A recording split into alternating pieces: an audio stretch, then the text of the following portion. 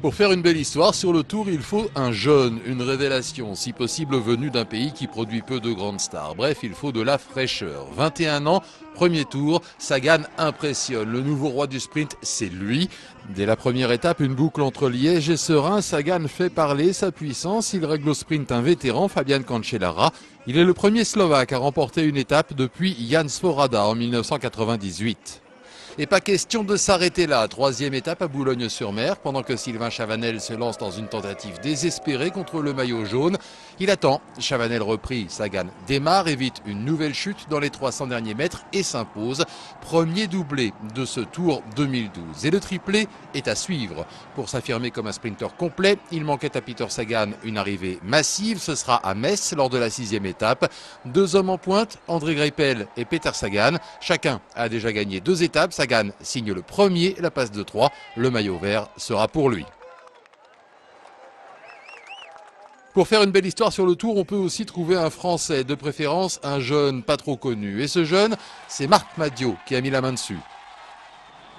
Thibaut Pinot, le Benjamin du Tour de France, plus jeune de quelques mois que Peter Sagan. À l'origine, il n'était pas sur la liste des invités. Marc Madiot le trouvait trop jeune, justement. La victoire de Pinot, c'est celle de toute une équipe et c'est celle de l'enfant du pays, ou presque. Il est natif de Melizet, en Haute-Saône. Et pourtant, c'est en Suisse qu'il va aller s'imposer à Port-Entruy, au terme d'une 8e étape nerveuse, agitée. Une belle étape. C'est lui qui aura les jambes pour partir seul et se lancer dans un contre-la-montre d'une dizaine de kilomètres.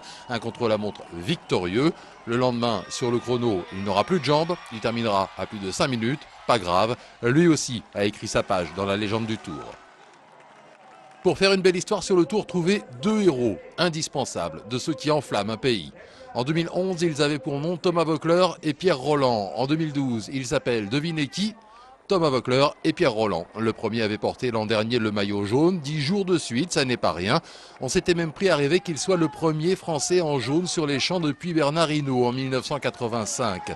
Cette année, pas de jaune pour le leader d'Europecar. On est même passé pas loin de ne pas le voir sur le Tour du tout. Un genou récalcitrant, une inscription au dernier moment et un début de Tour au fond du peloton. À l'arrivée, 2 victoires d'étape, la 10e d'abord entre Mâcon et Bellegarde sur Valserine. Voeckler a pris le bon train, un wagon de 25 coureurs. À 1,5 km de l'arrivée à Bellegarde, Voeckler part tout seul et va chercher sa 3e victoire sur le Tour après Perpignan en 2009 et Bagnères de Luchon en 2010.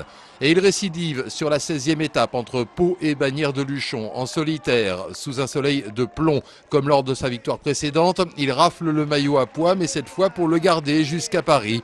Il rejoint ainsi Pierrick Fédrigo. Ils sont 2 à partager le record du Français en activité, le plus titré sur le Tour.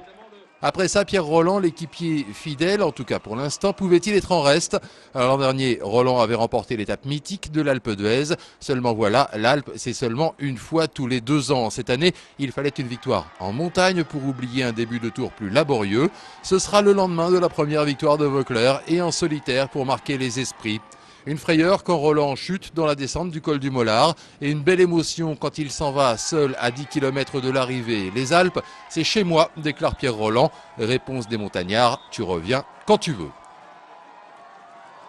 Pas de recette miracle pour faire une belle histoire sur le Tour, mais un repenti, un vieux de la vieille qui ressuscite du tréfonds de nos mémoires, ça marque forcément les esprits. David Millar, une carrière prometteuse débutée chez Cofidis en 1997. Et puis la faute et les aveux. Le PO passe par là, Millar avoue, il purge une suspension de 2 ans et il revient lentement, patiemment. La récompense de cette rédemption, c'est cette étape d'Annonay, un vendredi 13, le porte-bonheur de l'Écossais.